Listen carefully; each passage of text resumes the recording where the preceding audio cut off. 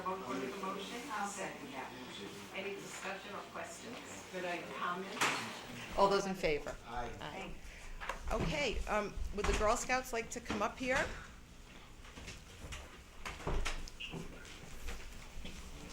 Oh, Do you want them up here? well, you know, why don't you come around here?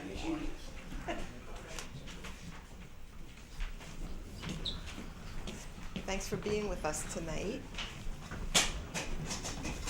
So we have a proclamation on behalf of the entire Board of Selectmen of the town of Woodbridge. This is a Girl Scout Day proclamation celebrating 102 years of Girl Scouting, and they look so young. Whereas March 12th, 2014 marks the 102nd anniversary of the Girl Scouts of the United States of America, which began in 1912 when Savannah, Georgia native Juliet Gordon Lowe gathered 18 girls to provide them the opportunity to develop physically, mentally, and spiritually. And whereas 1912 was also the year in which Girl Scouting started in the state of Connecticut. And whereas for more than 100 years, Girl Scouting has helped build millions of girls and women of courage, confidence, and character who act to make the world a better place. And whereas the Girl Scout leadership experience helps girls discover themselves and their values, connect with others, and take action to make the world a better place. And whereas through the dedication, time, and talent of volunteers of different backgrounds, abilities, and areas of expertise, Girl Scouts of Connecticut offers the Girl Scout leadership experience to nearly 44,000 girls in grades K through 12 across the state of Connecticut. And whereas the Girl Scout Gold Award, the highest honor in Girl Scouting, requires girls to make a measurable and sustainable difference in their community, assess a need and design a solution, find the resources and support to make it happen and complete the project. And whereas core programs around environmental stewardship, anti-bullying techniques, science, technology, engineering, and math, and healthy living help girls develop a solid foundation in leadership. And whereas today more than 59 million American women are Girl Scout alumnae and 3.2 million girls and adult volunteers are active members. Now, therefore, I, First Selectman Ellen Scalatar, on behalf of the Woodbridge Board of Selectmen, do hereby applaud the Girl Scouts of the United States of America for more than 100 years of leadership and expertise as the voice for and of girls, proudly proclaim March 12th, 2014 as Girl Scout Day, dated this 12th day of March, 2014. Congratulations to the Girl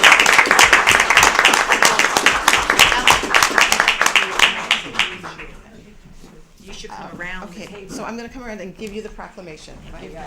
Take a picture. Advisor here. Oh, do you want to have should we have the whole board? No, just go ahead.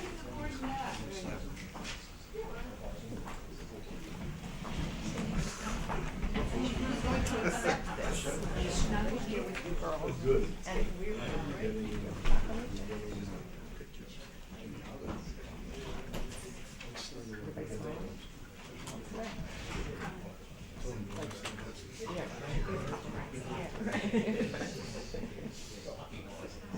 I see you're wearing your pearls today because that's a sign of Julia Gordon. She sold her pearls to promote, to raise funds for Girl Scouting in Germany. Really? Okay, You know, I'm committed. put those I'm on committed. this morning. I had a feeling. Thank you girls. Congratulations. Who would you like to take this? These are for you. Oh, thank you so much. That's for the whole board. Thank you. Okay, everybody, we got cookies. Oh, we got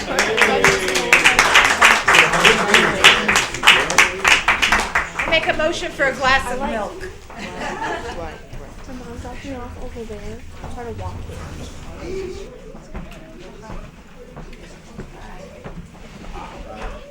Come back anytime.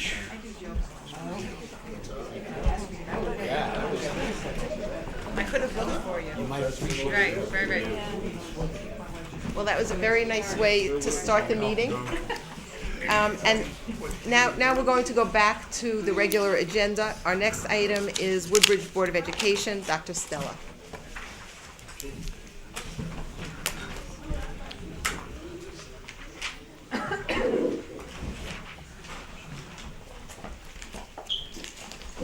what a pleasure and an honor it is to follow the Girl Scouts.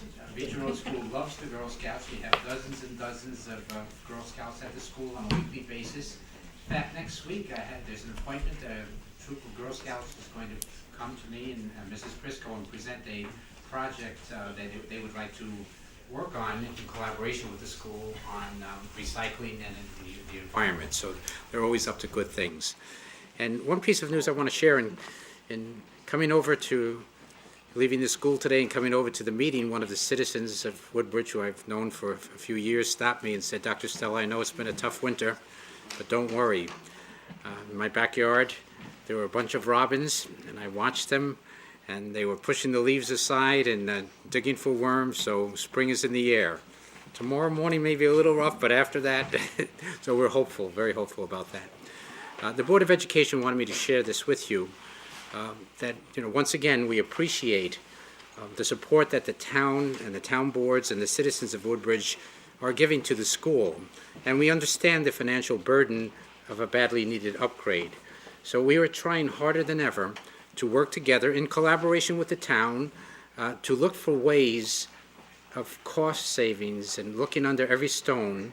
We're looking at any projected budget that we may have this year, as well as taking any new data that has come since my budget presentation, such as health premiums, things like that, and working closely with the town to see if we could come back and offer suggestions as far as how to reduce our budget for the coming year without impacting on the educational quality. And we had the Finance Committee meeting this past Monday.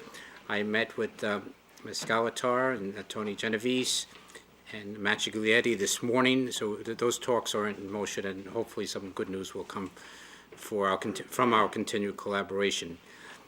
Last week was a celebration of Read Across America, and we were thrilled that 20 or more of our distinguished town leaders and community leaders joined with us in this celebration of literacy, and one of the activities was a read aloud for the children. And we had many distinguished members from this group here come, and we thank you very much, Mr. Day, Mr. Anastasio, and Mrs. Scalatar for being with us. Tony Genovese read also. The children were thrilled, and your presence means a lot. You're role models for our children, so it means a great deal to them. So thank you. Breaking news, the Woodbridge School District, Beecher Road School, has been selected and invited by the Connecticut Association of Schools in collaboration with the Connecticut Department of Education to host a delegation of principals from China, hand-picked group of educators from China on March 21st. So more news will follow, more information will follow, and as always, our town leaders are invited to join with any celebrations or introductions that we have there on that morning. It's important for our children. One of our goals is global awareness, intercultural communication, intercultural sensitivity. So things like this here add to that type, are catalyst in adding to that kind of culture. The delegation will also be visiting Bethany Middle School. We've heard a lot of talk about Common Core and SBAC, the new assessment system, and so on. We're going to have a Beecher Road School style conversation. Under the auspices of the Superintendent's Parents Academy, there'll be a discussion and a meeting on March 26th from 6:30 to 8 o'clock, and we're inviting our parent community to come in and talk about these things, and particularly how we're translating it to benefit the children at Beecher Road School. Facilities upgrade, well, we're anxious to get going. We've met informally, I don't want to say officially, with the construction project manager and the project manager, and there's a meeting of the town building committee tomorrow. So everybody's anxious. I've met with the staff. We're looking at things in anticipation of this upgrade. We're looking at, the devil's in the details. How are we going to move classes? Where are we going to store things? What are we going to do with our summer programs? We want to continue with our summer programs. We're looking at Amity High School. We have a meeting with the new superintendent and staff next week to talk about that. We're looking at other facilities too, so we want to carry on with that. More information will follow, as I said. Kindergarten orientation is tomorrow night. We always look forward to that. And I particularly look to see who are the new families coming to Woodbridge, and there always are an assortment, and where are they coming from? And I like to talk with the families afterwards and ask, why did you select Woodbridge? And, what did you know about Woodbridge before, and how did you find out about Woodbridge? It gives a lot of information. Well, that's my presentation for tonight. If you have any questions, I'll be glad to answer them. Any questions for Dr. Stella? Well, I actually have one question and one statement. The question is, you made mention of the progress that's about to start for the building. Have you had any dates thrown at you? Have you seen anything yet to say when they think they can come and start at the earliest time, what that might be? I think tomorrow's meeting will be an important one to determine some of those things. I'm sure there are certain signatures that are needed and legal papers that have to be signed. I know the companies and so on, they know where they have to order from, they know where to send out things and so on. I know the town has been very attentive to a number of things, so we're all anxious to get started, and I'm sure I'll hear more information tomorrow. And then my statement was, I just wanted to thank you on behalf of all of us who were able to participate. It was a lot of fun to read across America. It was a great day, and I know many of us who were there really enjoyed it much more than the kids did. Well, thank you so much. It means an awful lot to all of us, so thank you. Next item is the Public Works Project bid award.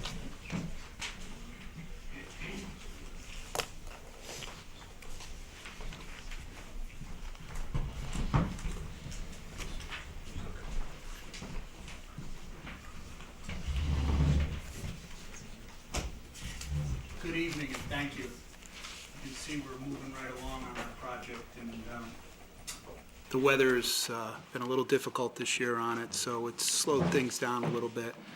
But other than that, things are going pretty well. Along the way, a couple little things come up that when we went out to bid on it, certain little things, we had to make a couple of change orders.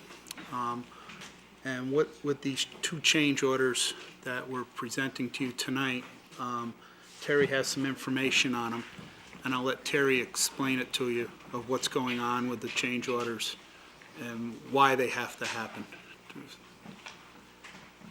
Terry's been very good about this. He's on top of things. He's really been really good for us.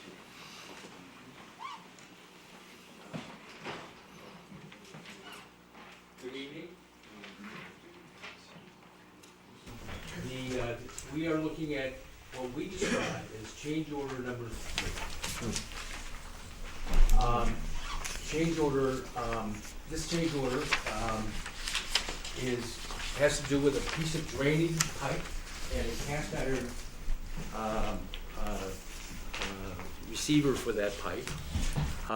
That was, if you recall, it was occasioned by, based on pricing of the building, we moved the wash bay of the trucks from the center of the project in a separate building and incorporated it as part of the building. We made the building 4 feet longer, or wider. This has, we saved, I think, probably $600,000 by doing that. And it's costing us this change order. I think it's worth it. It's $1,855.29. I do not know where the 29 cents comes from. But that's how specific it is. This was approved unanimously last night by the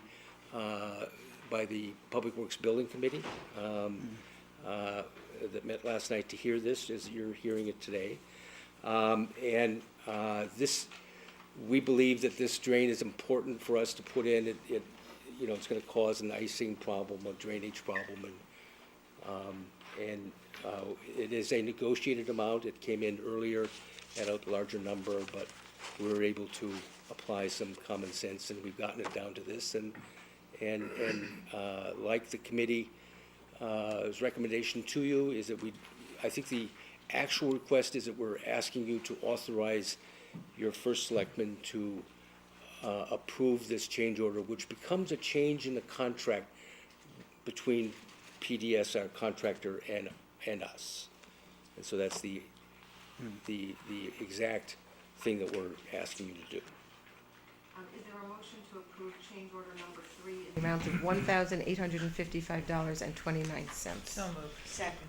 Any questions or discussion? Yeah, I have, Mhm. thanks, Terry. I think you're doing okay, 1855.29 to save 600,000, so I'm not gonna argue with that. So, but if I look at AIA document, you know, your AIA, it looks like we have about 15,000 in change orders so far, $14,962.86. precisely. Okay, so, my question, I guess, is how far along in the project are we in terms of construction and payouts, and what could, do you have an idea of what we're expecting beyond this at all?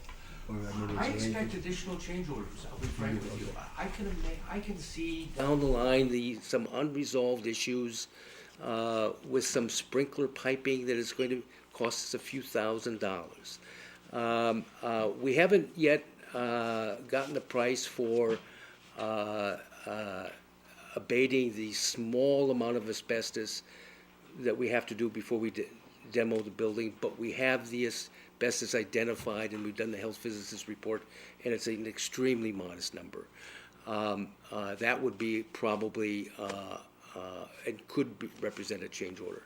I'll remind you that we have a $255,000 contingency, and we've used this $14,000, $15,000 out of it so far. We are, depending on the categories of completeness, we are probably 70% with the concrete pour. We had our first concrete pour, by the way, in the current warm-up of 3 days. Yesterday, we poured 59 cubic yards on the second floor. We have now a completed second floor deck. We're stood ready to heat if we had to, but as it happens, we just snuck it in, and it was just very good. You know, I can't tell you what this project, what this weather has done to us. You know, I have to tell you that we should be very proud of the men and women of our Public Works Department, because this project has unduly burdened them with freezing the water lines. They've put up with good cheer with a good deal of things, and we should be proud of the work that they've done in extremely adverse conditions. It's affected the construction schedule. We've always thought that while we have a schedule for this project, that we'd rather build it better than fast, because, you know, it doesn't really matter when we move into this thing. Any other questions? I have one other. Terry, I noticed change order number 2 was not approved. Was that a financial decision or just an unnecessary? The building committee decided not to go forward with it. They felt it was unwarranted at that time. Just to add to your comments, Terry, I want to thank the building committee, and Terry, your work on this project has received uniform compliments and thanks for what you've been doing. So the project is going very well. We have a motion and second. We'll now take the vote on change order number 3. All those in favor? Aye. Okay, Thank you. Thanks, guys. Good thank job. you. Now, you want to talk about the IT consultant? Yeah, we have, Terry, you want to talk about the IT consultant? Sure. And then we'll talk about. We have the project has I believe it's an $85,000 budget for IT. We don't have a lot of technological expectations from the Public Works Garage. However, we have business offices in it. We have some ambitions for, the project has ambitions to have some cameras on high-value items that we have there, including the gas pumps is the biggest target. We're going to do some access control, and this, I believe, is going to, it's budgeted for in the project. I believe it's going to be more than $10,000. Under our purchasing rules, we must bid that. To bid this, it's a very competitive market, that particular market. We expect a lot of bidders to do it, and we need construction documents, and we need to be able to tell them effectively what we want to do. We went to a consultant. We had hopes of a de minimis fee for this sort of service. I think Tony and I were both very surprised at the price. It was more than $10,000, so we took this out to a public bid, a request for proposals. We received 8 proposals. A committee was formed between myself and the IT consultant for the town. We scored each one of the bidders using the same form, and we came to the same conclusion. And we shared this with the building committee last night, and it was their unanimous vote to support the best qualified bid from this Agostino and Associates in Stamford, Connecticut, for $15,360. And that's what's in front of you, is to accept this. Is there a motion to approve the agreement with the IT consultant for the Public Works facility, D'Agostino Associates, in the amount of $15,360? Second? Any questions or discussion? Just quick, $85,000 budget for the technology? Correct. So 15 is here. And you mentioned 10 for, I thought you mentioned $10,000 or did I miss? No, But this was over 10,000. Oh, okay. This is over 10, right? Yeah, so into bid. So do you think we can be, with this carved out, will we be Cautiously optimistic? Okay. Any other questions? All those in favor? Aye. Thank you. Thank you very much. The third thing, what we had that was our committee meeting last night. What we talked about yesterday, Alan? Should I bring that up? Yeah. Yeah. Our committee last night, I had met with Alan and yesterday, and we talked about naming the Public Works building after our late selectman Ed Sheehy. And our committee talked about it, and they thought it would be a great idea. They would like to even talk to Ellie about it and everything. So that was something they were sounds great to them, and I just wanted to pass it on to you that it was a good recommendation. Okay. Thank you both. Okay. Thank you, guys. Thank you. Okay, the next item number 3, is Chris Keeble, who is the chairman of the Woodbridge Land Trust, to speak about Community Farmland Preservation Program.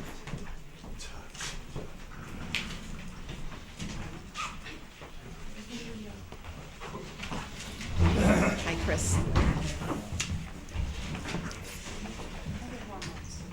Hi, Jim. Floor is yours. Thank you. Thank you. I asked Cindy Anger and Jim Urbana, who are also board members of the Woodbridge Land Trust, to join me. And we are here because we're asking the town to submit a cooperative agreement between the State of Connecticut Department of Agriculture and Woodbridge.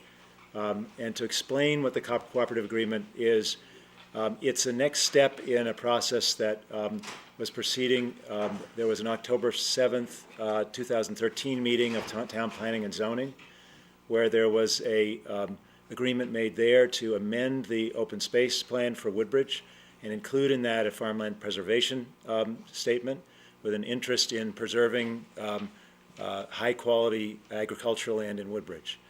And so the next step in that process to actually make the town eligible to be in line to receive funds from the Community Farmland Preservation Program through the State Department of Agriculture is for the town to sign a cooperative letter of agreement with the Department of Agriculture to express its interest in engaging in this together, and also to it notes a series of steps that have been already taken in order to put itself in the position to do that. The town has been through those steps. In other words, there is now a plan in place. There are a prioritized set of different properties. There are people who have identified that are working on it. And so our understanding is that the next step really is for the town to send this in. This doesn't commit the town to anything, which is important for you to realize. It's not a commitment to expend money. It's not a commitment to preserve any farmland. It simply expresses a willingness of the town to work cooperatively with the state and to designate someone who would be kind of a point person on that work. The town can then make a later decision about what farmland they may be thinking about, or in fact what action might in fact be taken, or what money might be applied for. The Community Farmland Preservation Program for Connecticut is specifically set up to cover smaller size farms of the type that we have in Woodbridge, not major agricultural business operations. And it's also to cover the cost of development rights, so that someone who owns a farm can maintain it as a farm, and that it can be used as in that kind of setting. So really what we're here tonight to ask is just that the next step in this process be carried forward by the town in sending in the cooperative agreement to the Department of Agriculture in Connecticut. So that's the request, and we're open for any questions. Is your request specifically targeted to 902 Baldwin Road? The discussions about 902 Baldwin Road brought up the value of this pathway. And certainly 902 Baldwin Road was part of the discussion when Town Planning and Zoning considered putting this into the amendment. At the same time, the amendment was around farmland, not around 902 Baldwin Road. It's a general amendment to say that the town has an interest in preserving farmland. There has been a prioritization of different farmlands in Woodbridge that could be eligible for this program. And based on a ranking that was done by the Conservation Commission last year, 902 Baldwin Road comes up at the top of a list of about 10 different farmlands. But this request today does not relate specifically to 902 Baldwin Road. We feel like that's a next step. It's something that can be open for consideration. But this step simply allows the town to be eligible to engage with the state and be in a position to receive funds to support the purchase of development rights for some farmland at some point in the future. And the other thing I wanted to ask you is about the appraisal. The Woodbridge Land Trust was doing an appraisal of 902 Baldwin Road, as I understand it. Was that not in connection with this? I may have misunderstood. I thought Right. it was in connection. The sequence of what would occur is that if the cooperative agreement is signed and the town agrees to work with the state, the next step then is for the state to approve appraisers to conduct 2 different appraisals of the land, because they can't provide any funds when they don't know what the development rights and the value of the property would be. And so the state would then say, here are our approved appraisers. The Woodbridge Land Trust voted on the board that should it become possible for an appraisal to occur, that the Woodbridge Land Trust would cover the cost of one of those appraisals.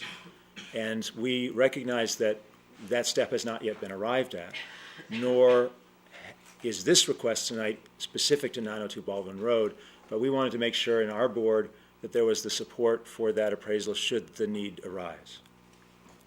That clarifies it. After we spoke and you sent your letter, our town council has looked at the agreement and also spoken with Deep about the program.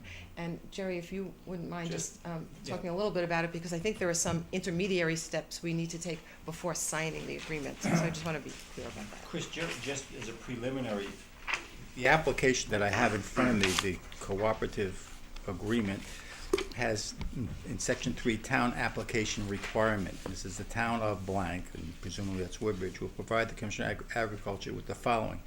An applicant who has voluntarily offered the sale of development rights, which original application to sell development rights is signed and dated by the owner.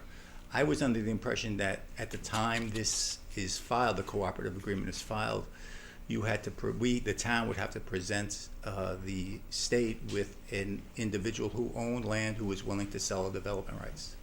Maybe it just says number 3, town application requirement. So I'm just wondering whether it's behooves us that when this is filed to have someone in place who's ready, willing, and able to sell the development rights. I don't think the application will be accepted without that. But that's my preliminary opinion, a feeling from talking to the lady at the state. Jerry, you do have that offer to sell that is goes back to last spring. Actually, Maria Kane and I gave the offer to the first selectman and Beth at that time. So you have that offer to sell. But that's 902 Baldwin. Yeah. So then It is for That's 902 just Baldwin. That's what I'm just Well, trying to, that's an interesting rub. question, yeah. Yeah. So can I ask you a question here? So in your opinion, after reading it, you feel that to go forward with this grant, even to take the next step, we do have to identify a property and an owner, and so we can't move forward, are you saying in your opinion, to move forward in a general way with the grant, it would have to be specific to a particular property and owner? My understanding with several discussions with Catherine Winslow, who's the person at the State Agriculture Department who's in charge of this process, this program actually, was that yes, we had to have a ready, willing, and able seller, farmer who wants to enter into this program. And Jim correctly states that they've already had a farmer sign it, but that was specific to 902 Baldwin Road. If now you're asking us not to do it specific, I think there's a problem. Can we then include Baldwin Road as part of the process? Well, I guess it's, what is, Well, of is course that you your can. Is that your request? request? Is that your What are you request? asking? Is that the request? Can I ask a I would say question yes, first? if that's the requirement in order to participate in the program. To say that, Tony, that's what you have to have. Can I ask you another? Sure. It also says, and I just don't know the answer, that the town would have to have an agricultural preservation fund or demonstrated mechanism for approving funds for, do we have such? No, we don't. I guess we have. We have an open space fund, but not a farmland preservation open space. And I specifically Because- asked whether the open space would be acceptable. They said, no, you have to have it. But that's not a big deal because all that is opening a bank account with farmland preservation on it and put some money. You don't need a lot of money, but you have to show that you have. There's a lot of conditions that have to be Well, done. if it's not a big deal, but we have to have it Yes, because we would agree to have it. absolutely. So- And then, and I'm just putting, and then 5A says, the commissioner of the municipality have shall this. enter into an agreement Do you have it? I don't have this for agreement. purchase of the development rights once there's an appraisal. Okay. At the bottom, He has it. 5A. Okay. It's all right. We're obligating ourselves to enter into a contract Yes, once the right. valuation. So it seems to me this has to be applied to a specific situation. I think you're right. There's been an ongoing tension with this, that its general nature compared to the efforts regarding Baldwin Road, right? We've had this discussion before. We have had. One of the other specific requirements, and I talked to Chris about this, and I sent him an email, is that the state requires the town, the Board of Selectmen, to name a commission or an individual to be the point person for these negotiations. And she was specific to say that no negotiations as far as price with the farmer can occur by anyone other than the state and this designated individual. So I think the board really, if we want to move forward with 902 Baldwin or any other piece of property, has to consider naming the representative of the town to do this and to further the effort. Right, so, I misunderstood, and I thought you were coming here about 902 Baldwin Road, but in any event, is that the case? Because if it is, I would like to get a sense of the board, if people are interested in pursuing 902 Baldwin Road, and I will say, I understand it's a very, very beautiful parcel of property, it is farmland, and the drawback that people face and talk about is that most of it is in the town of Derby. It's not in Woodbridge, so that is an issue that people in town have to grapple with and will have to grapple with. But if this board feels that we'd like to go ahead and look at 902 Baldwin Road, and if that is your request, and maybe we should start with that, is that your request? If not, I think we should wait and see if somebody has a particular parcel, or alternatively, we can send this to the Conservation Commission, which I think is the appropriate place in any event, and let them take a look at the farms, and if you think we should pursue the program, see what the Conservation Commission says, and maybe they'll take a look at 902 Baldwin Road. I don't know what. Based on the, what Jerry said in terms of the need for the expression of interest from a seller, and given that Bob Hitchcock, who's the owner of 902 Baldwin Road, has provided that letter, we recognize that the most likely outcome of signing this letter, if it went to full fruition, would be for 902 Baldwin Road. But I'm not certain that it in any way binds the town to have that particular property be the one. There's something of a chicken and the egg here, I think, which is it's a complex situation with a number of choices that are interlocking to be made. And I think it's been since 2007 that this property's been put in front of the town. There's a concern that it may kind of go round and round with each piece not quite resolved till the next piece is resolved. So the reason I was asking for the signing of the cooperative agreement not to be specifically linked to 902 Baldwin Road, even though a letter from a seller at 902 Baldwin Road would have to be included as a part of the signing of it, is it would seem like it would give latitude for this board to wait and see on that portion. It doesn't bind the town to have 902 Baldwin Road be what then ends up coming to pass. So that is why I'm presenting it in this way. I think, as you know, Ellen, it is complicated. There's a number of different pathways. The town of Derby's involved. There may be an opportunity to make an open space with trails and a lot of enjoyment to it. But I think for there to be a commitment tonight to that property may be challenging. To say we will not commit to that may stop a process which ultimately might result in something we care about. And to have to define exactly how it will occur at this point may again kick it back into more discussions which could delay it by months, and we have a seller who may go sell it to somebody else. So, Along those lines, yeah. that's a good concern, because I was told Also that they expect a year and a half from the time the contract is signed to the actual closing on these new properties, because there are 7 pilot properties that are already in the hopper that have an aggregate of $2 million for them to draw on. The state will divide that $2 million up with to the 7 properties. Those have taken a year and a half, and she said to me that don't expect this thing to go quickly. It's usually a year and a half from contract to closing. And everything you say is absolutely correct. I'm just afraid, and I think we should find out the answer so we don't get ourselves in a bind, is will the state accept the application with no designation of properties? I don't know Say that that. a little differently, that if there's a letter of intent to sell by an owner. I believe, but you should check on it, Jerry, I believe it doesn't bind the town to then taking any action on that property. So in a sense, it just puts us in line, and the decision can be made at a later date. But in signing the agreement, we have to identify a property. That's what it sounds like to me. It's not, we will not be signing this letter and then have this letter be operative should we decide that we'd want to buy a different parcel of farmland. That's what it sounds like, and I think we'll clarify that. In fairness, I didn't ask the specific question, do you have to identify a piece of property with the application to be eligible, determined to be eligible? 'Cause But we thought I'm just, I thought it was 902 Right. Baldwin, and I'm just reading the application, which says an applicant has voluntarily offered to sell the town application requirement. So it seems to me that they're gonna say which property you're talking about, the one that we have the offer up here on, or something else. So I can clarify, I can call and clarify that quickly by this weekend. If I could add a Lawrence? piece. Just one. I was just gonna say, I feel a little uneasy about applying for something with the state, specific to one parcel, and then, Chris, if I understand you correctly, going back to the state at some future time to say, well, we didn't really mean that parcel, we're talking about a different one. That makes me a little uncomfortable, if I'm understanding everything. Well, I think so. I think that's the catch-22, right? In order to queue up and get the money, we're thinking we have to identify.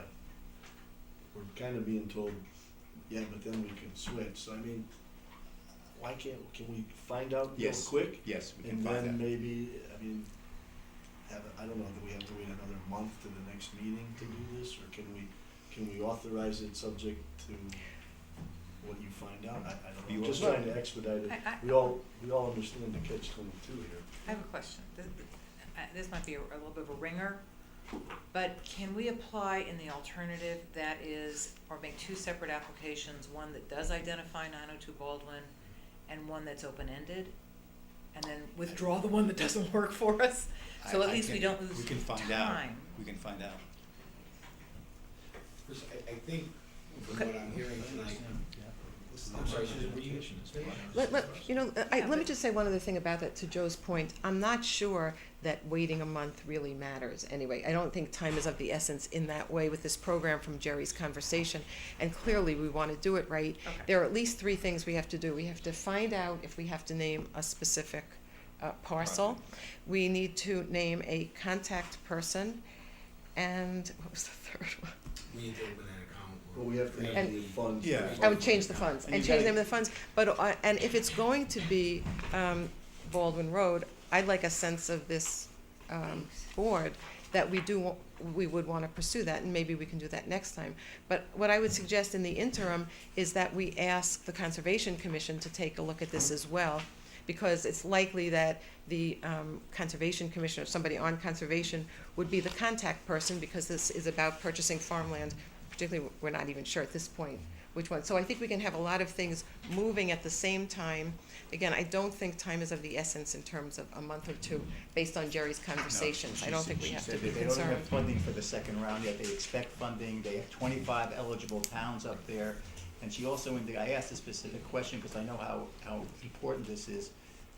Are we gonna miss something by not getting it in, are we gonna be behind if we don't get it around? They don't even know whether they decide on first come, first come basis, or they take the pool and they decide on the merits of the pool. So it really is not that urgent. And again, we have a 1.5 years from contract to closing. Do you have any, no, do you have any, have you talked to anybody along those lines? Do you- Well, is just there a urgency? little bit of information that may influence your picking and may not. That on the recommendation of Elizabeth Moore of the Connecticut Farmland Trust, who works with Catherine Winslow, the Land Trust faced a deadline of February 15th, where it was able to apply for a grant to the USDA, to the United States Department of Agriculture, for what's called a Farm and Ranch Land Preservation Grant. So it would pay 50% of the cost of the development rights. So that would greatly reduce the cost of the development rights. So we were able to make that application.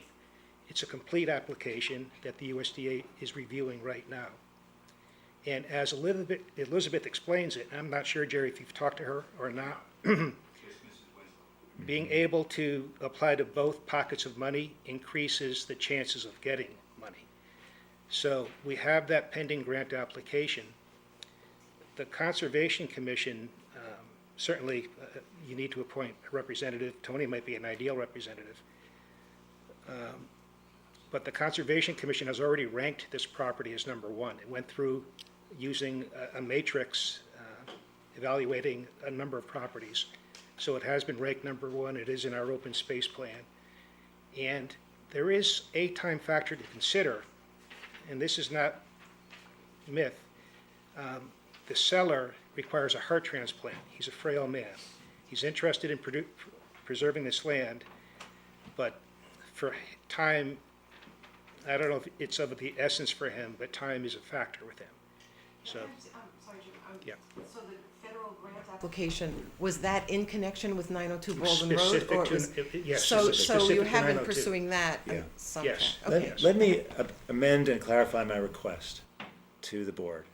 We would ask that the board sign the letter of cooperative agreement with 902 Baldwin Road as the intended property. And I think the rest of my request stands, but that would be our request. That is the request. That's right. That's right. As a member or a person who's lived on Baldwin Road all my life, I would hope that if you pick the conservation company to go and look at the land, I would like to go with them. I know the land inside out and backwards. And I would very much like to be there.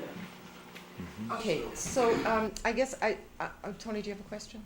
No, Okay. well, I'm just looking for a little bit of clarification. I'm glad you amended your request. So if I hear you right now, the request is specific to 902 Baldwin, but in your opinion, there is still no commitment of any type for the town but now we have a specific property and owner, so that would help us to clarify for our own purposes how we make the request. Yes, correct. So we're no longer asking for a general, or just to go back to Susan's point, we wouldn't, An alternative. we would no longer have an alternative or a second proposal needed or grant application Right. for a general. Correct. Okay, so I think we'll follow those same next steps. We will look at the fund issue. We will send this to Conservation Commission and talk about the contact person being probably the chair of Conservation. And I just do want to ask the board if people want to pursue this. I'm getting the sense that we do, at least look at it, with the drawback being that it is mostly in Derby, but a beautiful parcel of land. Yeah, I have that question. I don't know, Chris, if you can handicap the chances of the seller letting go of just the Woodbridge portion of this parcel, and is there a counterpart to your group in Derby working with the city there? Is the city of Derby pursuing this same grant program with the state? Where are we in that sense? My sense is the owner isn't going to part with just the Woodbridge portion. Correct. The land's viewshed is really in Woodbridge, in the sense as you drive down the road that goes Baldwin Road, you look up over the expanse of farmland, several different fields up into the hill, and it very much applies to, Woodbridge. And yet the majority of the land is in Derby, and the seller has expressly said that he's not interested in dividing the land. He's interested in retaining it as a farm, as the farm is, 85 acres. And Ellen, I know, has met with the mayor of Derby, and the mayor has expressed interest in some kind of cooperation. There is no land trust operating in Derby, and no other group of our nature operating in Derby that would take on this kind of sort of advocacy role for the land there.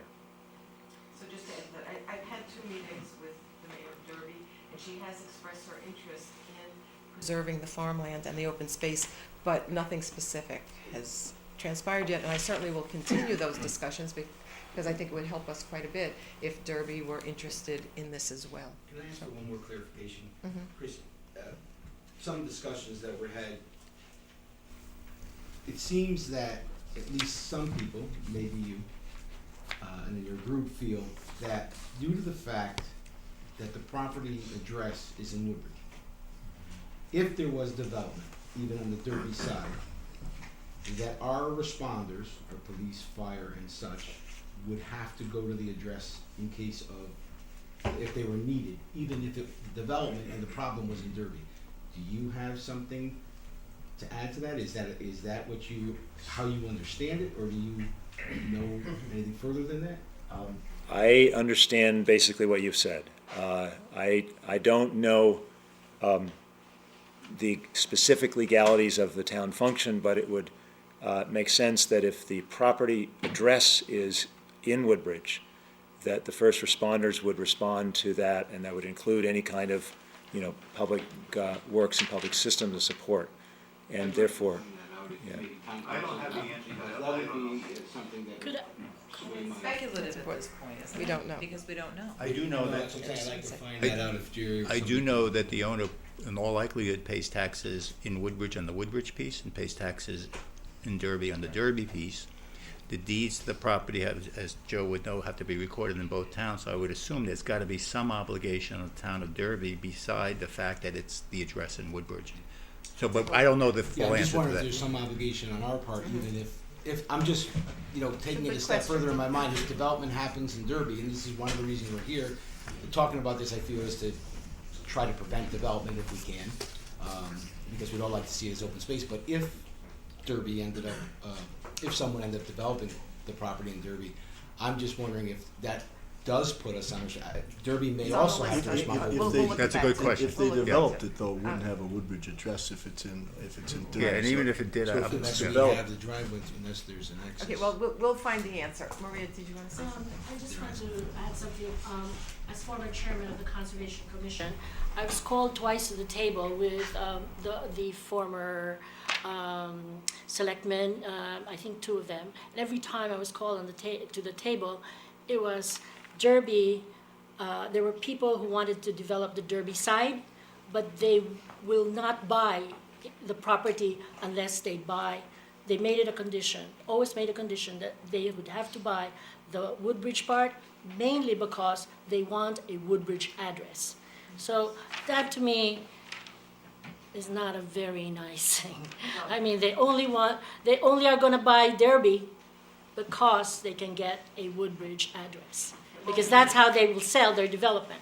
I just wanna say that. The seller is not selling something. Thank you very much. I think this is a very important issue and a value. Briefly? When the Methodist Church was going to build the home there, all of the buildings were going to be in Derby, overlooking the field in Woodbridge. I received from a woman who was a member of a Methodist church in New Haven a booklet that was put out 2 years before, and I have it at home, before the Methodist home decided and came to Woodbridge with their idea. In there, they showed the field with 2 pillars, the driveway going up and back to the buildings, and as far as I could figure out, and from what I've always understood, if it was done that way, Woodbridge would not get any taxes out of their buildings. On top of that, in the booklet, it also said that this is a wonderful place for elderly citizens to live, so forth and so on, because we have Oak Lane Country Club. At that time, we had the Woodbridge Country Club, and all the things that they could do in Woodbridge. So the people on Baldwin Road got together, and we went up and down, got a petition, so that Baldwin Road is now a scenic road. Nothing can be done to Baldwin Road. They can't cut trees, they can't move stone walls, they were going to have their driveway come out and hook up with Greenway Road. Thank you. I'm going to interrupt you because I think many of us know the history. You did a great job, and I think we understand the issues now, and we all want to proceed as expeditiously as we can. Thank you. You need to understand We do. about that property. Thank I'm you. not so sure you really do. Thank you. Thank you all very much. We have a few minutes before public comment, and I would like to ask the board's indulgence if we could move number 11, the Garden Club. I see that Chris is here, and I think Susan was here. Is there a motion to move number 11? Thank you. Second. Any discussion or questions? All those in favor? Aye. Okay, Chris, you're on. Actually wasn't told that I was gonna present it, but. Well, Yeah, so no. Susan was with you. Yeah, Oh. but, yeah, so we're requesting, I guess, the area, behind the, old fire station, I guess it was called the Grove or something, that area, yeah, for a, plant sale. The Garden Club, I don't know if you all are familiar with the Garden Club of Woodbridge, but what we do is we provide education and activities with gardening, but we also designed, installed, and maintained several gardens in town at the Darling House and the library and a few different places at the fire station. And in addition to that, we have a horticultural therapy at Coachman Square every month that we do, and several other projects. I mean, it's in the letter I think that I gave to you. So we're a community-based organization, and we would like to hold a plant sale with members' plants on May 31st at the Grove. So we just need permission from the town to use the property for a plant sale. Jerry mentioned that you might want to book 2 dates, the 25th and the 31st. I ended up being okay. That was just something I thought was going to have to happen because I was going to be able to be there, but I have it covered now. So it's just the 31st. Yeah, thank you for doing that. Okay, so. I have a quick question about liability insurance. She doesn't need it or does, you had asked about that, I don't know. The club, we hold meetings. And so we have insurance, we carry insurance, and I would assume that it would transfer that. So that's good to know. Okay, so we do have that. Okay. Yeah, we do. We have a certificate on file. Okay, I'll make a motion that we approve this. thank you. Let's do it for the 31st. Any other questions or discussion? I'm a particular fan of the library garden. It is beautiful. Thank you. It is. Okay, all those in favor? Aye. Thank you very much. Okay, is there public comment?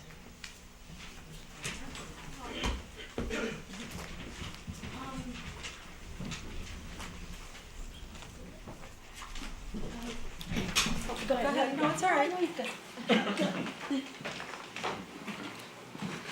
We can't ask questions, is that true? Your name and your Okay, address. my name is Laura Torrance, and I live at 17 Vernon Court. First, I'd like to express my gratitude to all of you for elected officials for your time that you give freely to our town, and it's really appreciated by a lot of us. I'm here tonight to communicate several observations regarding Woodbridge District Animal Control, the facility. And I have 4 questions, but if you can't answer them, I'll read them anyway, and perhaps... Why don't you do that, and then we'll take a look at them and get information back to you. Okay. Since the absence of Officer Lombardi, the physical condition of the facility has deteriorated drastically. The space looks cluttered and disorganized, and the visitation of supporting residents has almost completely stopped. The shelter no longer appears as a friendly and welcoming place that it once was. There have been many complaints concerning the operations of the shelter that I think many of you are aware of. And in 3 years that Karen Lombardi was in charge, there had been many improvements, lots of community involvement, and not one registered complaint that I could find. Now my questions, which you guys can think about, and I'll give you this. At the town meeting in October, we were told that there was an internal investigation regarding Officer Lombardi's paid administrative leave. We were told that the findings would be disclosed in December's meeting. In December, we were told the investigation was on hold and that the town would leave matters to the courts. Could you state clearly what that means in terms of duration and the process? Does Woodbridge have a policy for procedure and duration of paid administrative leave?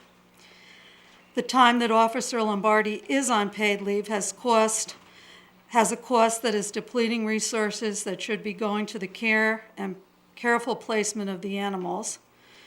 How much money has it cost above and beyond the paid leave for replacement and services to fulfill the needs of the shelter? And my last question statement is, if in the opinion of those that oversee the shelter, if Miss Lombardi is not seen as a danger to the public, could she not be reinstated while the investigation is in process?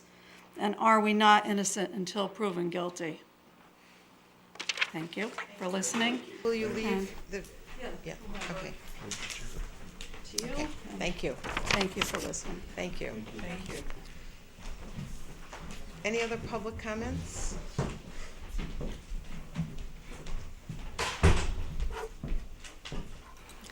Good evening. I'm Lynn Donato. I'm a resident of Woodbridge. What Mrs. Torrance just said, I wanted to reiterate every single thing she said, except one thing I'd like to add, the deterioration of communication between our residents and DAC has deteriorated. People can't get in contact with them when we call. We leave messages. I've left a few. I've never gotten any answer back. There just seems to be a complete deterioration in the whole operation. And thank you for your time. Maria, did you want to say something? My name is Maria Kane. I live on 1891 Litchfield Turnpike. I'm here to comment on the issue of tree trimming practices of Connecticut utilities companies. You might already know that because of the overwhelming opposition against utility company practices on tree trimming plan, the Public Utility Regulation Agency, PURA, has suspended all tree trimming work by UI and CLMP until further notice.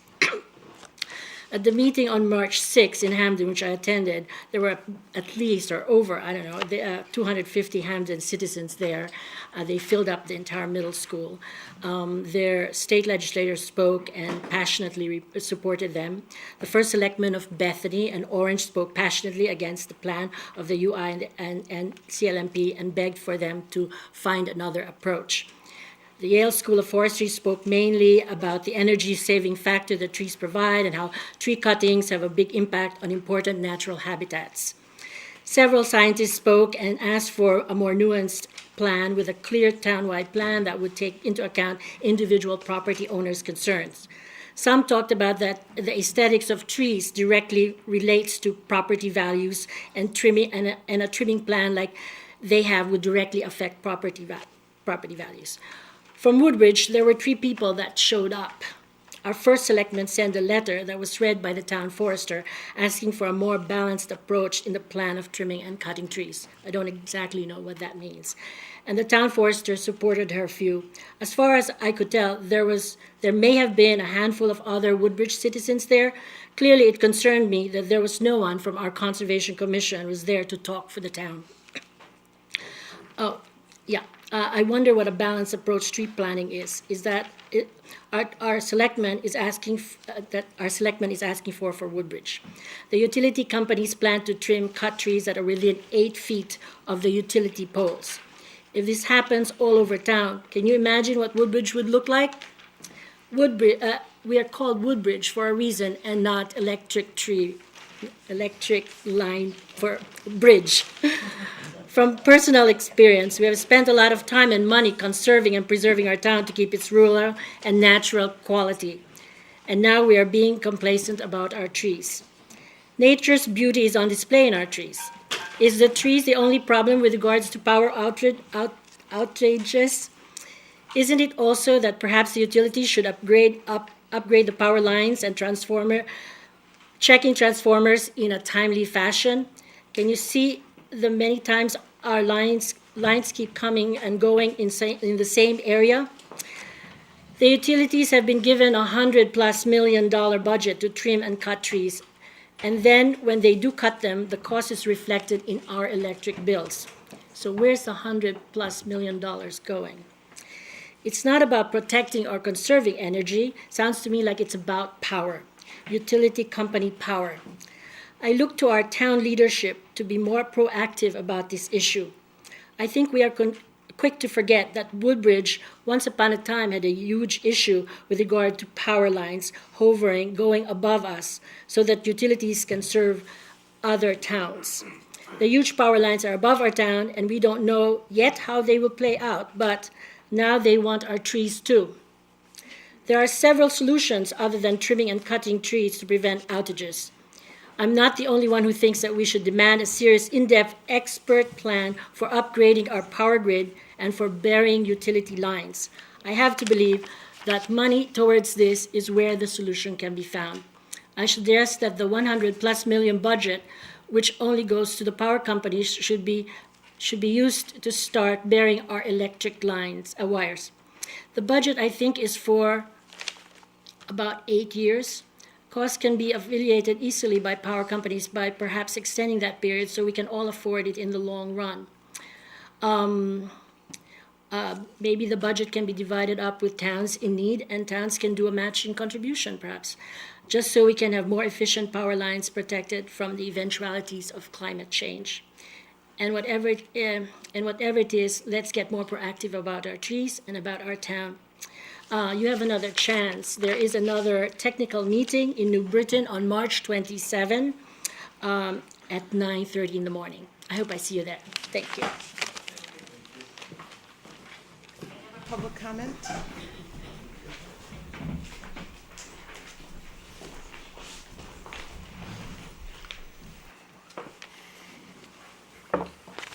Good evening. For the record, my name is Robert Pryor, and I reside on Newton Road here in town. My comments tonight concern the continued issue of the non-permitted construction of the patio and fire pits at the firehouse. I want to be clear that my comments this evening should not be construed in any way as being a criticism of either our volunteer firefighters or the fire department itself. I have a great respect for our volunteers, and I'm grateful for their willingness to risk their own safety to protect the safety and property of my family and other town residents. I voted in favor of the new firehouse, and I certainly don't begrudge our volunteers an outside area to gather and socialize. I think that they deserve it. Earlier this week, I became aware that as a part of the ongoing court case between the Woodbridge Fire Commission and the Woodbridge Inland Wetlands Agency, that a potential settlement to the lawsuit was in action. Without delving into either the merits or the weaknesses of the proposed settlement, there were two issues that for me seemed to require a little bit more clarification or additional explanation with regard to this settlement. And again, I'm not an attorney, I'm an engineer, so I may be unclear on what the language of the agreement means. But first, I understand that part of the agreement may authorize or somehow direct or impel the Board of Selectmen to establish a process that would allow residents and other organizations that are not affiliated with the fire department to utilize the facilities of the patio and the fire pits. I don't understand how a settlement that is ostensibly for the purpose of settling a lawsuit for an inland wetland permit can be expanded to include the creation of policy for the use of town property, or instruct the Board of Selectmen on what it must or shall do, especially when, as far as I know, the Board of Selectmen are not even a party to this lawsuit. If not a legal party to the lawsuit, wouldn't the Board of Selectmen need to be added if there are functions and parts of the agreement that require the Board of Selectmen to act or talk about how the Board of Selectmen shall act? And if made party to the lawsuit, wouldn't the Board of Selectmen then have to agree to the terms of the settlement agreement and then independently approve any such fire pits, any such use of the fire pits and patio? And my question, after all that, is that as it stands now, and as the settlement agreement stands now, will the Board of Selectmen be making any action in an official manner with regard to the settlement agreement? Secondly, within the agreement, I understand, and again, I'm an engineer and I've been designing and permitting land development projects probably for the last 25 years, so I understand what the purview of the Inland Wetlands Agency is. And they have the statutory authority to govern the wetlands, watercourses, and upland review areas in town. To the extent that the proposed settlement agreement deals with those issues, I can understand the authority of the Inland Wetland Agency. However, and it's my understanding, my recollection, that when this project was initially going through the public approval process and the referendum process, there was a 100-foot conservation buffer put in place, and it was either put in place either directly or indirectly through the Board of Selectmen and the approval process as an effort to protect the environmental sensitivity of that site. That being the case, it's my understanding that a part of this settlement agreement is that some of these features that were constructed without a permit will be allowed to remain within that 100-foot conservation buffer. That being the case, wouldn't the Board of Selectmen or some other town agency have to act either positively, negatively, in some way to allow that to happen? If not the Board of Selectmen, the Planning and Zoning Commission would at least, at a minimum, need to approve a modification to the site plan in which these things that were not on the site plan originally were added to the site plan. And I could be wrong. Again, I've been doing this for about 25 years, so I could be wrong about that. But I believe that what I'm saying really is that even if the agreement is signed, it's not the end of this process, and it's not it can't really be the end of this process. Either the Board of Selectmen or Planning and Zoning Commission need to act to allow the modification of the site plan. That being said, I'm sure that these legal proceedings are a cause of political embarrassment for the town and for the administration. I don't envy you the task of having to explain to taxpayers that we're paying for both, why our tax dollars are paying for both the prosecution and the defense of a lawsuit, essentially suing ourselves and paying both sides legal fees. So I'm not naive, and I understand that there's some reasons why we would want to dispose of this matter as quickly as possible. Hence this, what I would call a very stealthy settlement agreement that's come forth. But I think the way this is being handled, there's two sort of big picture issues that I think send the wrong message. And first, allowing the fire department to essentially get away with skirting the issues, the rules with only, as I understand it, a very nominal slap on the wrist. I think that sends the wrong message to the residents. If anything, the town and town-affiliated agencies should be held to a higher standard when it comes to the rule of law and land use regulations. And I would dare say that no private property owner in town would get off as lightly as the fire department is in this case. And the second issue is just really more an overall sort of observation, which I think that the handling of this matter, it seems to me, is more of a symptom of a continuing lack of transparency and inclusion that's occurring. And I add to this the renegotiation of the Billy Casper golf contract and some other things that are happening. And I would just suggest that this apparent lack of transparency is only really going to result in some mistrust with this administration, and really going to make your ability to govern effectively going forward even harder. Thank you for your time. Any other public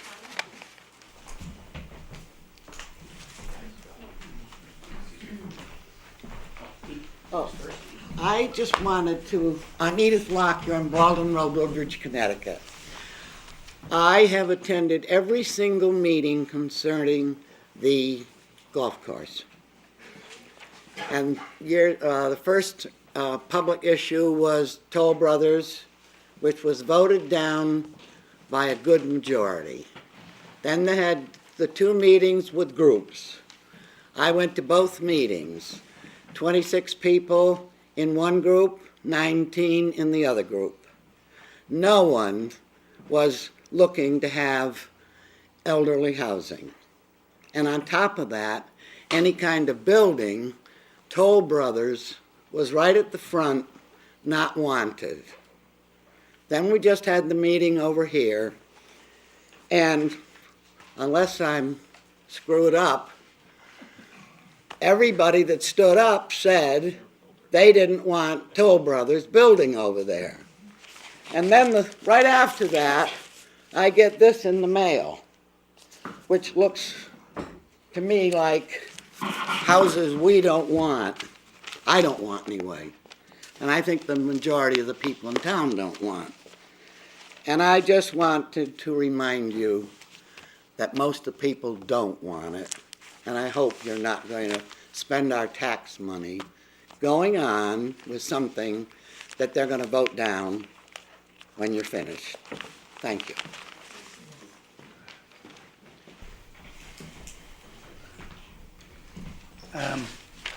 Tim Chegwin from 4 Woodfield Road in Woodbridge. I just want to say that I could not be at the public meeting last month because I couldn't. But I saw the video, and it was very welcome to me that my views were very well represented by my fellow citizens.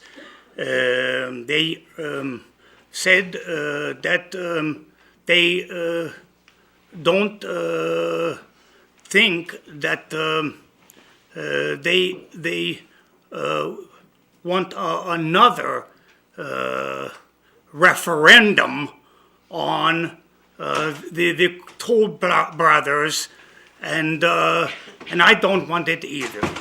And I will rally my neighbors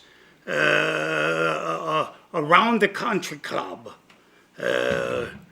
to say that if it comes to that.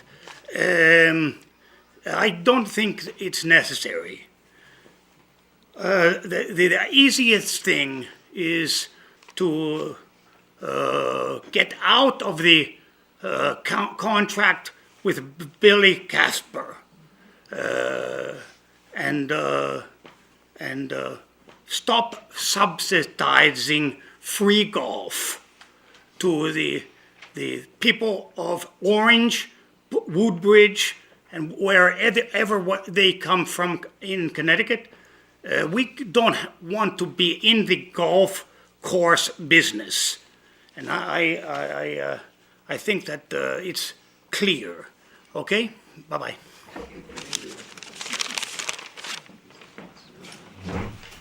Evening, Madam Selectman, members of the Board of Selectmen, other town officials.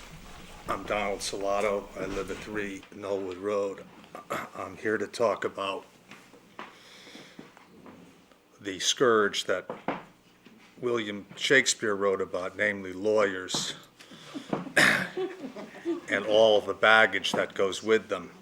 And specifically to that point, I know there's some discussion tonight regarding the litigation, the collection matter, wherein the town is the plaintiff and is suing MDM Golf, MDM Enterprises, MDM Acme, whatever company, MDM Shadow Boxing Company, and Matt Menchetti. I took the time to familiarize myself with the pleadings and frankly, and had some chance encounters with attorneys last week while I was on a matter in Superior Court in New Haven. And it appears that we are on a snipe hunt or chasing a red herring.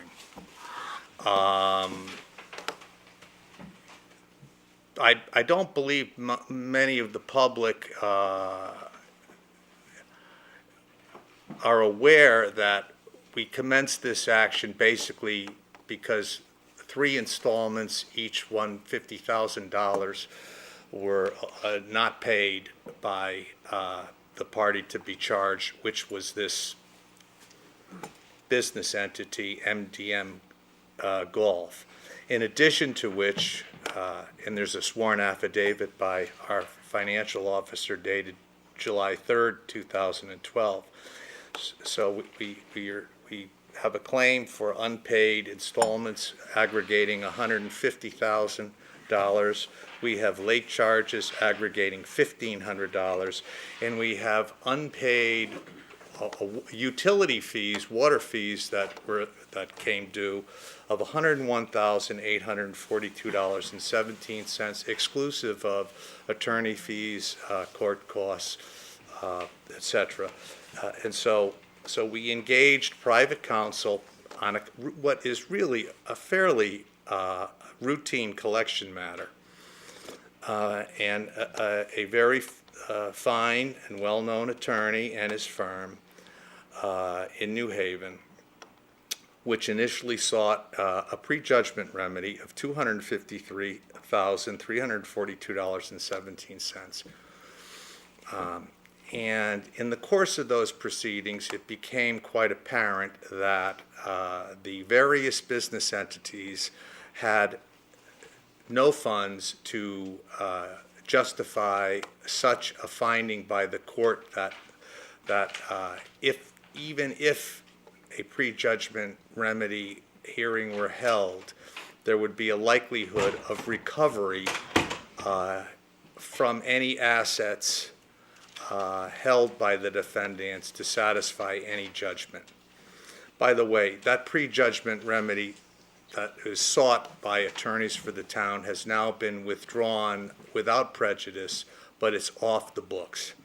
In addition to which, we have, and that was done on December 5th, 2013. Now, when lawyers are hired, even by strapped defendants, good lawyers come up with good pleadings.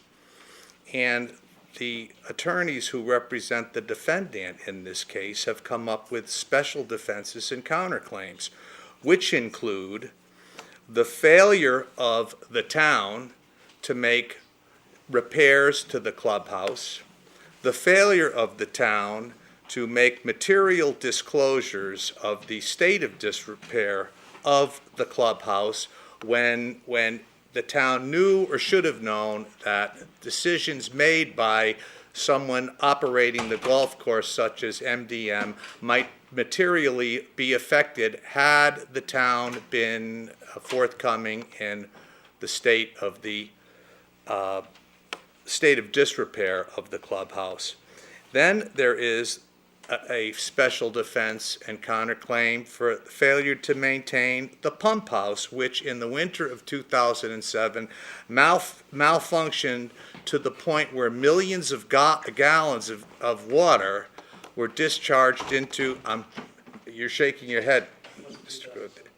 I said 2011, I meant 11.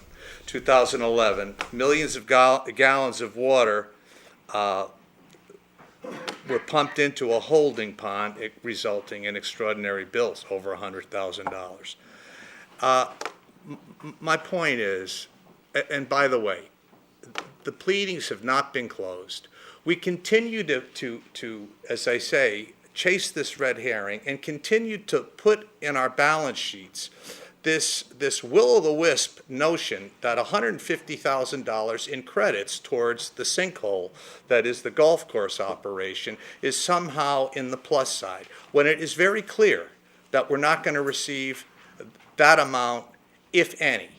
Very interestingly, following a deposition of Mr. Manchetti, our people made a motion to continue the application for a prejudgment remedy hearing on the basis of the parties were in mediation. And that went on a while. And finally, there was a mediation scheduled for, in the pleadings, for April 25th, 2013.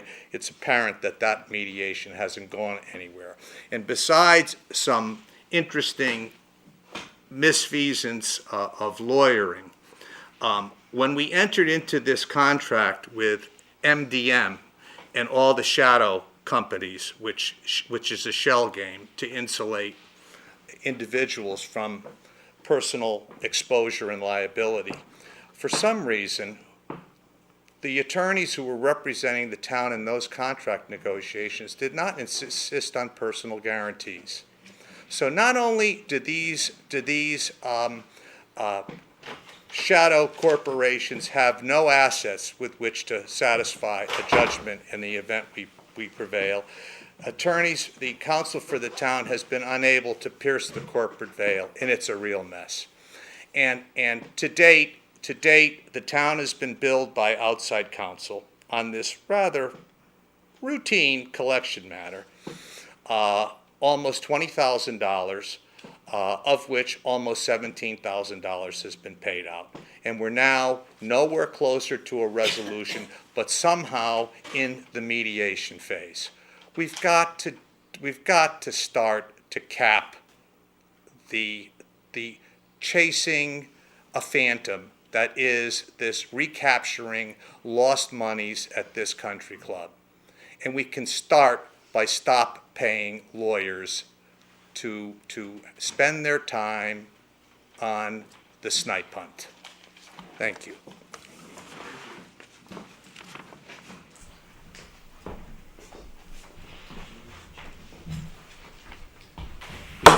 Hard copies of my comments for the Board of Selectmen members, so. Yeah. It's only a page and a half, remain calm, it's not that bad.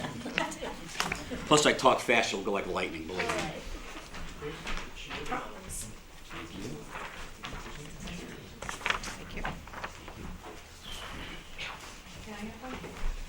Oh, sorry.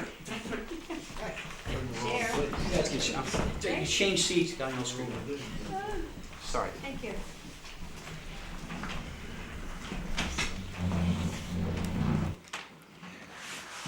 So good evening. My name is Chuck Pine. I live at 162 Center Road. And I'm here this evening to request that this Board of Selectmen determine that Dominic Thomas, a member of the Board of Ethics, violated the standards of conduct for Woodbridge set in our Code of Ethics, Section 34(1)(a)(2). In my opinion, the Board of Ethics was wrong in concluding that Mr. Thomas did not violate the Code of Ethics, and I wish to explain why. I filed a complaint alleging 2 violations of the code by Mr. Thomas, who is a member of the Board of Ethics. I claim that he has improperly represented the Fire Commission before the Inland Wetlands Agency, and that he improperly appeared before TPZ on behalf of his client, Methodist Homes. So first, the Code of Ethics clearly applies to Mr. Thomas as he is, as a member of the Board of Ethics, an appointed official of the town. As such, he is prohibited, and I quote from the statute, directly or indirectly, he's prohibited from directly or indirectly appearing before an official body or agency of the town as an agent or representative of any private person, group, firm, or corporation. Both Inland Wetlands and the TPZ are town bodies or agencies that he is prohibited from appearing before. Before I turn to the specific allegations, I think it's important to consider the reason for the prohibition in the Board of Ethics. I think, among other things, the main purpose is to avoid the appearance of cronyism. The citizens of Woodbridge have decided in this code that there should be no good old boy or good old girl network whereby one town official can go before another town agency and have an inside track because they're part of the network. That's sort of the point of the Code of Ethics, at least this section of it.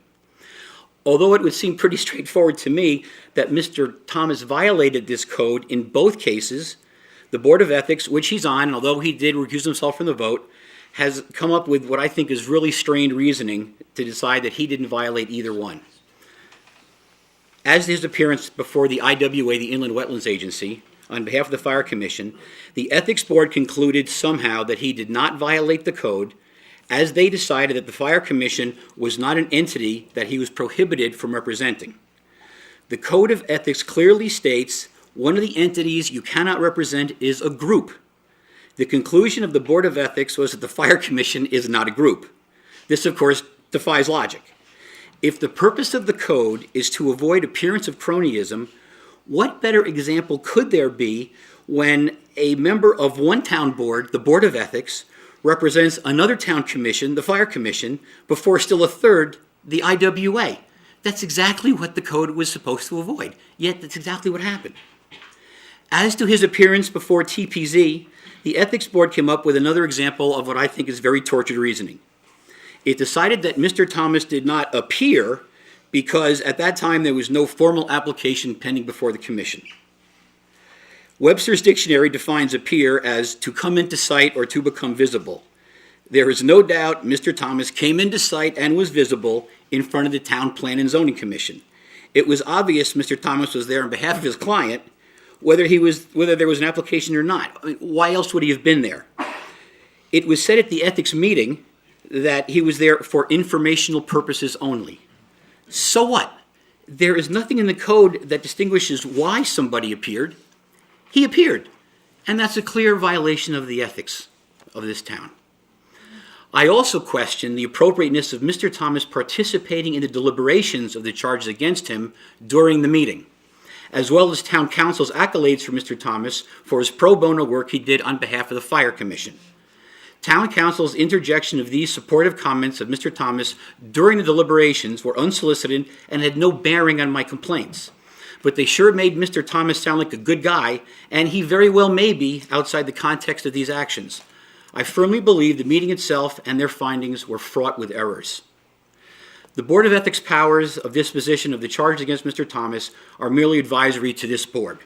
It is the selectmen who are to determine if he's subject to penalty or discipline for his actions, that according to our own section 7518.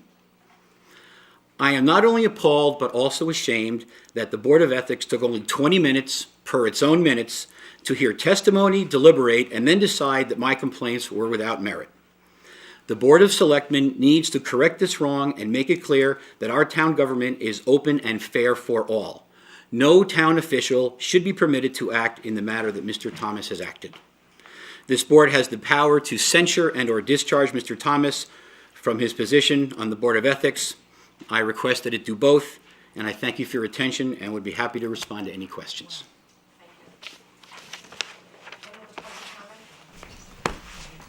Okay, we're now at item number 4, Ryan Olenek.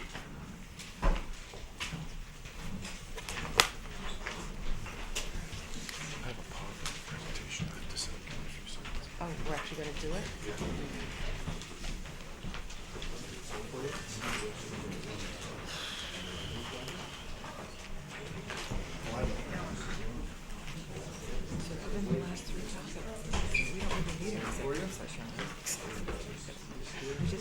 Exactly. Oh, yeah, no. Excuse me. Excuse me. I don't even know why this is so much about the settlement.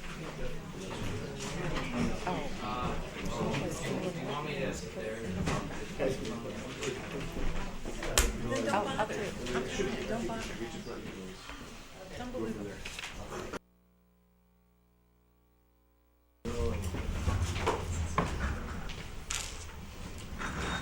Welcome, Ryan. Thank you. Yes, have you learned a lot tonight? Yeah.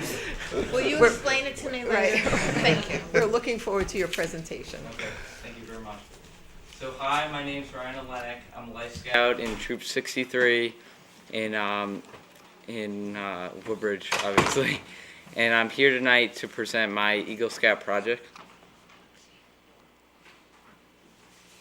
Okay.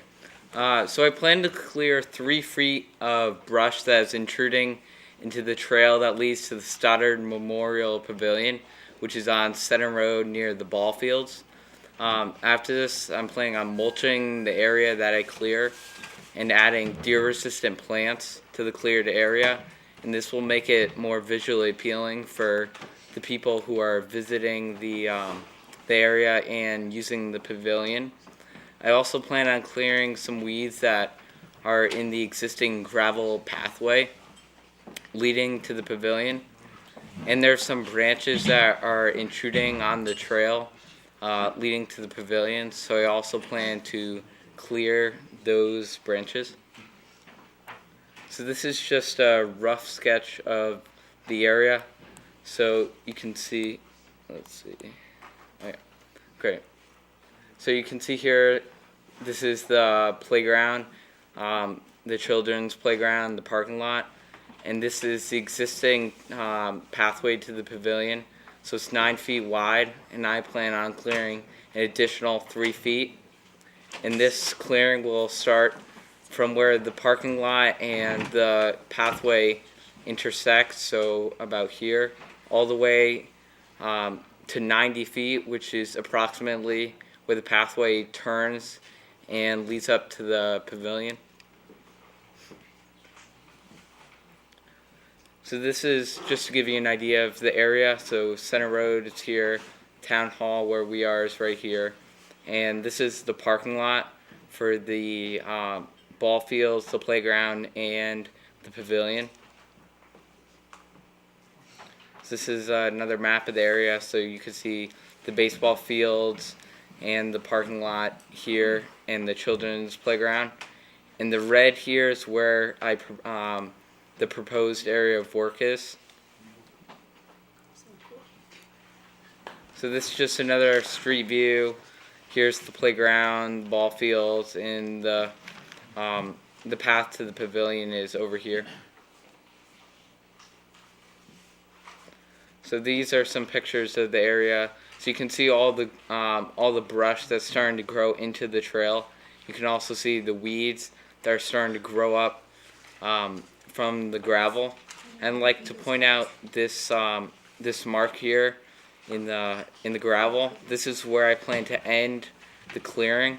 So we'll start up by the parking lot and end right here at this mark. So it's just another picture. This shows the branch that I plan on also clearing, and the weeds again. So this is a tape measure laid out to 3 feet to give you an idea how far in this area would be cleared. So I anticipate the project to be done during May or June. So this will give me time to plant plants or shrubs or whatever I decide to plant in the area. And I plan to work on the project during the weekends with other scouts and adult leaders. And the project will be funded by the Woodbridge Rotary Club, and I will provide all the tools for this. I've been working extensively with Anna Dickerson, who's a member of the Woodbridge Rotary Club, to plan this project, and she's very excited for me to complete the project. And I've also been contacting Warren Connors, who's the Woodbridge Facilities Manager, and he said he would help me with clearing, like a preliminary clearing of the area. And the reason I'm here tonight is to get permission from the town to do this on the land, because currently the land is held by the town. So that's why I'm here. I'd be open to any questions. I must say, it's an excellent presentation. If you do the project as well as you did the presentation, I'm sure it'll be a very fine project. It's very impressive. Very impressive. Are there questions for I make a Ryan? motion that we approve Ryan, how do you say your last name, honey? Olenek. Ryan Olenik's Eagle Scout project as presented to the board. Any questions My or other yard is accolades? just down on Remington Road. I hope you guys are not allergic, or Are not allergic not to allergic poison to poison ivy. because it looks like it's loaded. Yeah. Be careful. Right, just for clarification, you're not gonna use any type of chemical such as rewards strictly by hand to clean up these? Yeah, the entire area will be cleared by hand, and there won't be any sort of chemicals used in the area. Any other questions? Okay, all those in favor? Aye. Nice job. Congratulations. Thank you very much. And thank you, Tony, for technical assistance. Okay. The next item, number 5, is with respect to the Country Club of Woodbridge Pool. And in the packets is a charge to the Recreation Commission. This is based on the Country Club of Woodbridge Commission language, so that we have made clear what the responsibilities are and what remains under the Board of Selectmen. Is there a motion to approve the charge to the Recreation Commission as written? So moved. Is there a second? Second. Are there any questions or comments? We'll just wait for Beth. I just had a question. Yeah. Monthly financial reporting, are they reporting to Tony? I mean, how is that gonna work in terms of? The financial records will be on our finances, so I'll have daily access to them, and monthly reporting will be to this board like all other departments. Okay.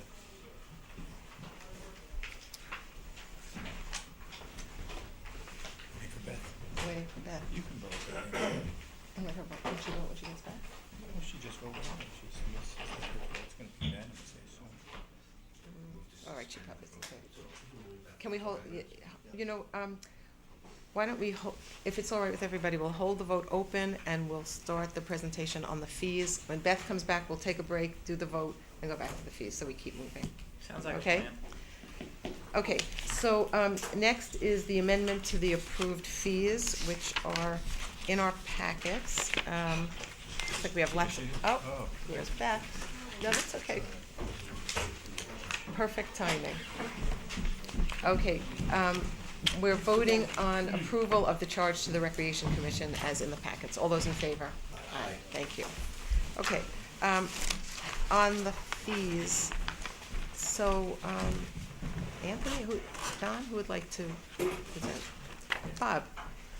We've been busy for the last month or so, kind of getting up to speed on all the things that need to take place, and I give Anthony Taddy and John Adamovich and Brad Parsons a tremendous amount of credit in terms of the amount of work, and Tony Genovese, who have been communicating on I think a daily, hourly basis on the things that they're trying to move forward, and I guess even Betsy's in the loop now too, on some of the things that are going on, and we're making progress. I mean, there's a lot of details to work through, and it seems every time we move along, there's like a little thing we have to work out. Even as late as today, speaking with Tony about how do we deal with the rec campers? Okay, when Beecher closes, so that way we don't cause a problem with the members and that type of thing. And tomorrow morning, I know John is committed, and myself, we're going to come to the building committee to talk about hopefully the pool work being done not during camp time, so that we don't have that problem. So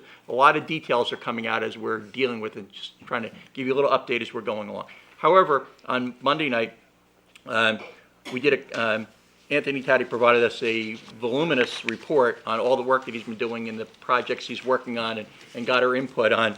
And as he reviewed it with us, we did kind of reach a point with a number of the discussions, and Tony was at the meeting on certain items. We did as a commission say we need to step back on some items and let them do their job and not micromanage every little piece. For instance, how do they deal with secure deposits on keys? So with that being said, Anthony had presented the stub budget through July, and then we asked him to go back and make sure that the remaining dollars for the rest of the year would cover us for the year, for a full year, which I guess he's worked on that with Tony. And he presented a marketing plan to us, which many of us had some opinions. We were fortunate, I know government is usually not efficient, but in this particular case, we came up with some efficient ideas to save some money. On Saturday, I happened to be going through the transfer station, saw 6 sandwich board signs, and I immediately took pictures and emailed them to Tony and to Anthony Taddy, say, can we use these sandwich signs with our own signs so we don't have to spend $130 a sign? And government became efficient. All of a sudden, we'll have 10 signs. So. And all of this leads us to how important the fees are. So I think we should Right. move to the fees. Right. So I just want to give that background, and I would be remiss in not crediting them for all the work that they're doing. It's a great team working on this. Thank you. Last night I emailed Tony an updated stub budget and marketing plan. I believe everyone has that, and I'm willing to entertain any questions on those now. The budget is the same. It's actually in their transfers. It's with the transfers. So right now, why don't we talk about the fees? Yeah. Everybody has the proposed fees in the packet. I don't know if there are any particular comments you want to make about them. On the, was there any talk of the daily passes? Are there any limits on those? In That's a terms good of the question. number of passes that somebody can use in a year? Yeah, daily passes should be limited. During the summer camp, we have daily passes for guests to come to camp, and you're limited to 3 two-day passes like this. There is a limit on this. Otherwise, you can start taking a daily pass and undercut the cost of everything. of the membership. Good, So we okay. figured that there should be a limit of at least 5 daily passes for a year, and that's it. And then that's all you can get. Per family. Per family. Per family. Per Per family. family. And that's not 2-day passes, that's 5 single-day passes. Correct. Yes, 5 single-day passes. And these folks are non-members, correct? Correct. Correct. Yes. They're non-members being brought in by a family that belongs. Oh, well, okay, I wasn't clear with that. That's guest Well, that's That's guest guest fees, fees, that's right? guest fees. Yes. Guest fees, so this is just Just- anybody, like I right. could go there, Right. daily pass. and pay. Exactly. They still pay a fee, but I you don't want understand to. Yeah. We'll have a very simple management system that every person that buys a daily fee will be recorded at the front desk, and we'll just keep track of that. But I think that's a wise proposal to do. That's exactly what we do at rec with the summer camp. But at rec, what's the limit that you put on at rec? 3. Well, Three. 3 2-day passes. You said 3, we said 5, how about 4? So this You is know, 5 we- one-day passes. Correct. 5, Correct. okay, Correct. thank you. But John, to extrapolate that out a little bit, getting to the guest fees, is there a limit on how many times someone could be a guest, or could I be best guest No, every day? there is not. When it was a private club, there Came was over that this time. restriction. You can only come in about 7 times, and we had the same management system for that. We welcome guests. That's just additional revenue for the club. Also, hopefully you. Come in as a member's guest. Correct, Right, correct. right. That's Yeah, right. be a Susan. member. Yep. I mean, hopefully in time, you're able to market the amenities and actually turn them into a full member in the future too. So I think we gotta be a little careful about being too restrictive on that, because you're basically limiting your ability to pick up more customers. But yeah, without a limit, I mean, every club I've ever belonged to had a guest limit, because otherwise they become de facto members and without paying the fee, so I think there has to be a limit to how many times someone can be a guest too, so is there a number for that? There isn't, and from, at least I can just speak, not when it was a private club, but for the past 5 years, we really haven't had a lot of families abuse that privilege. For example, come multiple times every single week. So if the board wants us to go that way, I would be fine to maintain that and take care of that system. I don't see it as a major problem right now, though, Joe. So maybe if you put a little bit of a higher number to allow it, it does at least protect in case you think there's something in writing. So if you feel there is a family or someone taking advantage of it, you have something in writing. You don't wanna that cut can it- stop. you don't wanna cut So out you can people. put a higher number. But this is for members, guests, right? Right. And, yes. What number would that be? Would that be a, Well, you just said when it was private, it was 7. correct? So I'm saying maybe a higher number to allow for more, but a number that's there to protect in case you feel there is someone or others taking advantage of it.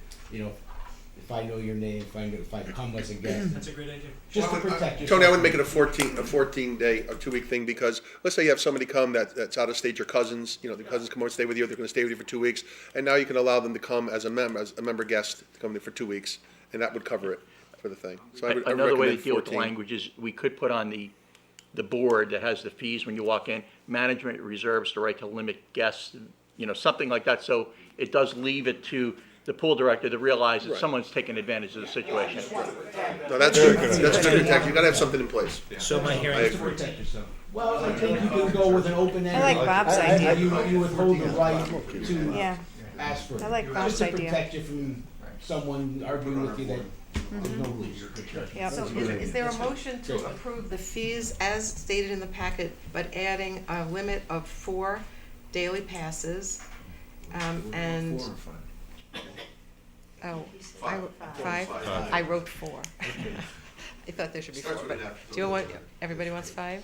5. Okay, I'm 5. just worried my cousins are gonna come stay for 2 weeks, that's all, Send them to the pool. So that's the problem here. I'll make that motion. Thank you.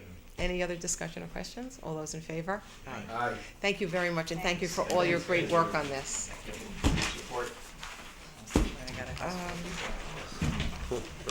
Okay.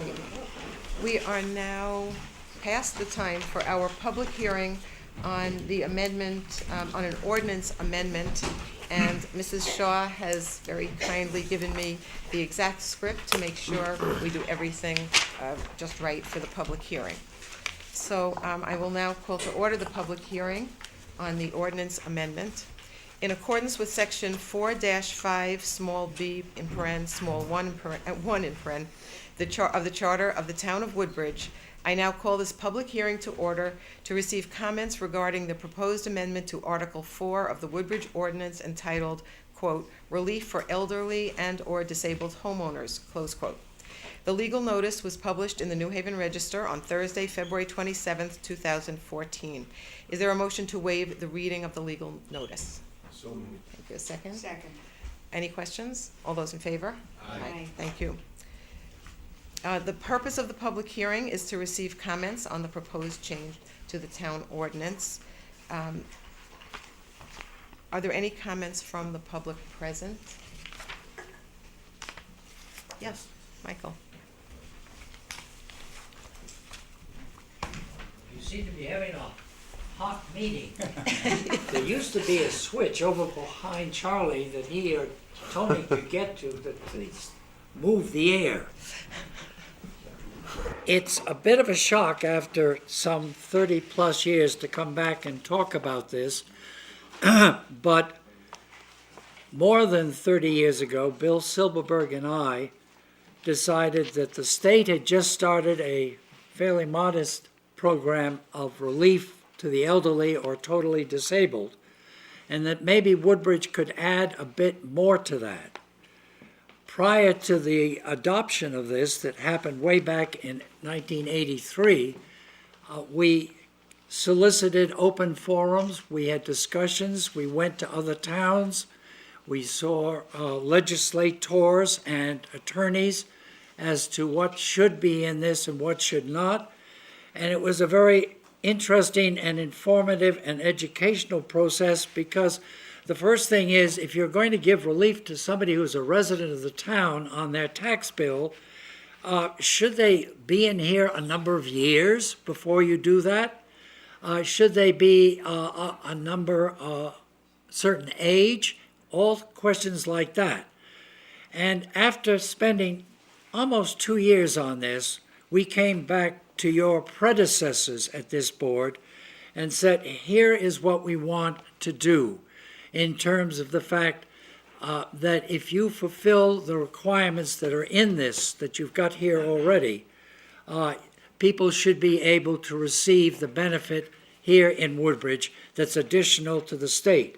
Footnote, since that time, the state has gone even further, and there's now this $10,000 gift, loan, whatever you choose to call it, that the state will help somebody to keep their place, their residence, up to snuff and not have to move out of it.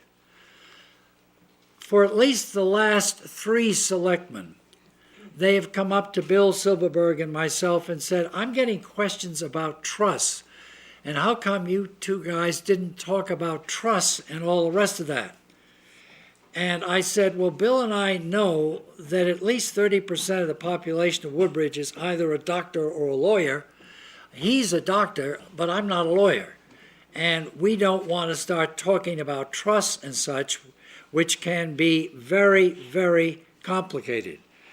In Connecticut in particular, of the 50 states, only 16 states, one of which is Connecticut, allows revocable trusts. I've got one myself. But it's something very complex. I think that what's been brought up here, Jerry, if it's yours, good for you, is exactly on target. Middle of last month, Anita and Bill passed the Hudson River and turned left. I found them 5 miles southwest of Austin, Texas, in a timeshare called Barton Creek. And he and I talked last week, and he said, I'm not going to be sending emails to Jerry on my vacation down here.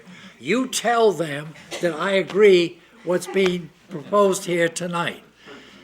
The sticking point is this. If there is a trust, and there are so many names available for a trust, is the resident in that house the primary beneficiary of whatever comes out of that trust?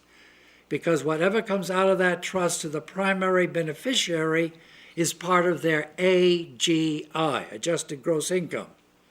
And therefore, it is very important. If you want to know the details, step across the hall some morning and talk to Betsy. She can tell you all about it.